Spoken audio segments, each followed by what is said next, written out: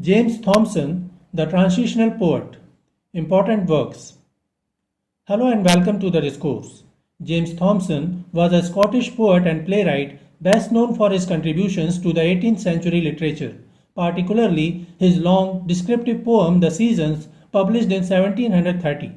A transitional figure between the Augustan and Romantic eras, Thomson blended classical influences with a growing interest in nature, emotion, and the sublime. His works reflect the shift from the rational, ordered style of Alexander Pope to the more emotive and imaginative poetry that would later define Romanticism. Born in Ednam, Scotland, Thomson studied at the University of Edinburgh before moving to London in 1725 to pursue a literary career. He gained patronage from influential figures including the Prince of Wales and became part of London's literary circles. Despite financial struggles, he achieved fame with The Seasons and later wrote the patriotic ode Rule Britannia, published in 1740, set to music by Thomas Arne. Thomson also wrote the allegorical poem The Castle of Indolence, published in 1748, in Spenserian stanzas, published shortly before his death. He died at age 47 and was buried in Richmond, Surrey. How James Thomson differed from the Augustan poets. James Thomson stood apart from his Augustan contemporaries like Alexander Pope, Jonathan Swift, and Samuel Johnson through his revolutionary approach to both subject matter and poetic form. While these writers focused primarily on human society, using satire and moral didactism to explore urban life and intellectual concerns, Thomson turned his gaze outward to the natural world. His magnum opus, The Seasons, broke from tradition by celebrating nature's grandeur through vivid descriptions of landscapes, weather phenomena, and rural life.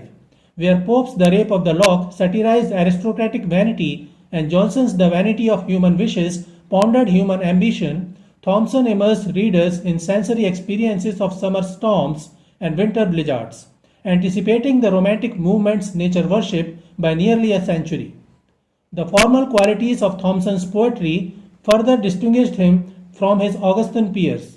While Pope and Johnson perfected the heroic couplet, achieving remarkable precision and wit through rhymed iambic pentameter, Thomson adopted Miltonic blank verse for The Seasons. This unrhymed flowing form allowed for expansive meditations and descriptive passages that stood in stark contrast to the epigrammatic concision of Augustan poetry. The difference in form reflected deeper philosophical divergences, where Pope's an essay on man sought to systematize human nature within a rational universe. Thomson's work embraced emotional intensity and the sublime, particularly in his dramatic depictions of natural forces. His treatment of thunderstorms and avalanches as awe-inspiring manifestations of divine power represented a significant departure from the controlled irony and urbanity characteristic of his contemporaries.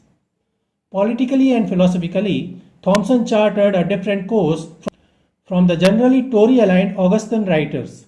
His Whig sympathies manifested in works like Liberty 1735-36 and Rule Britannia 1740, which celebrated British progress and naval power with an optimism foreign to Swift's cynical Gulliver's Travels or Johnson's skeptical London.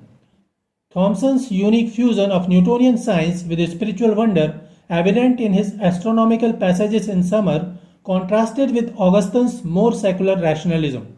While Pope declared whatever is right as a philosophical maxim, Thomson found evidence of divine harmony in nature's particularities rather than abstract principles. The legacy of these differences proved significant for English literary history. Where Pope and Johnson came to represent the culmination of Augustan classicism, Thomson's influence grew as Romanticism emerged.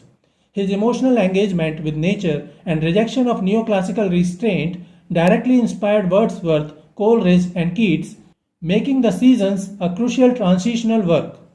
Thomson's willingness to break from dominant forms and themes, embracing blank verse over couplets, nature over society, emotion over irony, positioned him as both an outlier in his own time and a harbinger of literary revolution.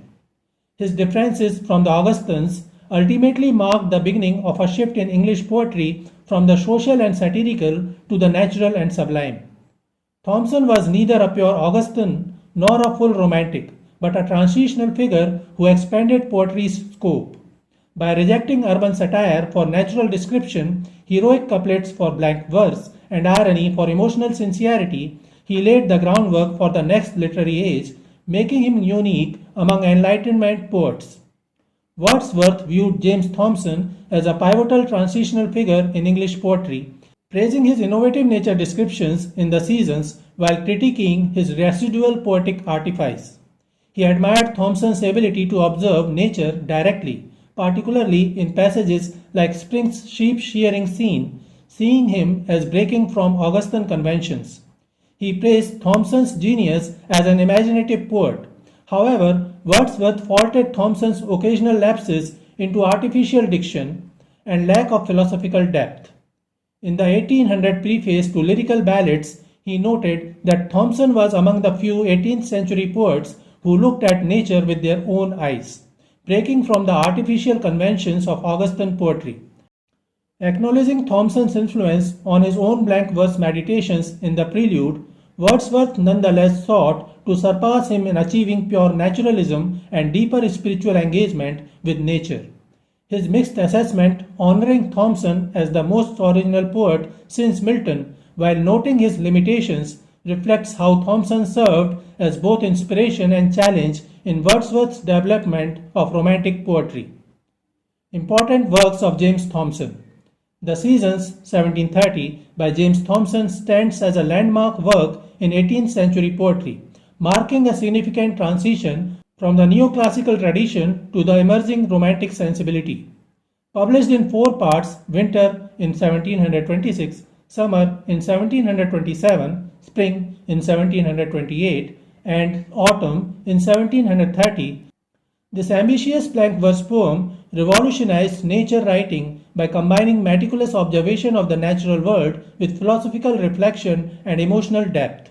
Thomson's innovative approach broke from the dominant heroic couplets of his contemporaries, instead employing Miltonic blank verse to create a more fluid, expansive medium for his panoramic descriptions of the changing year. The Seasons, along with his patriotic ode, Rule Britannia, 1740, and the allegorical The Castle of Indolence, 1748, established him as a significant transitional figure in 18th century poetry.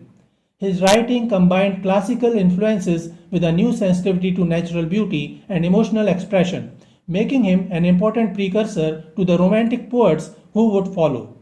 The Castle of Indolence, 1748, stands as the poet's final masterpiece, a remarkable Spenserian allegory that blends satire, medieval romance, and moral philosophy.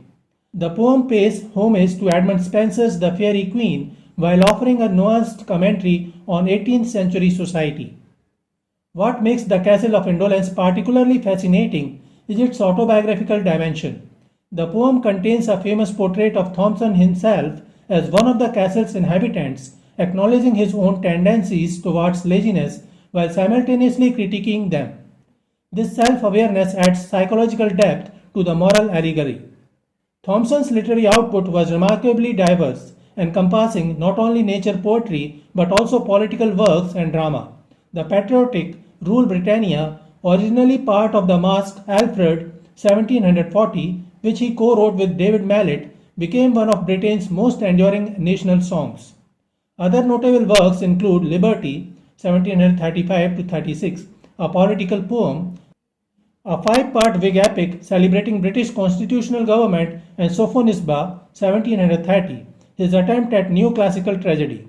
Though some of his works, like Coriolanus, published posthumously in 1749, remain less known, they demonstrate his continued engagement with classical themes and dramatic form throughout his career. So this is it for today. We will continue to discuss the history of English literature. Please stay connected with the discourse. Thanks and regards.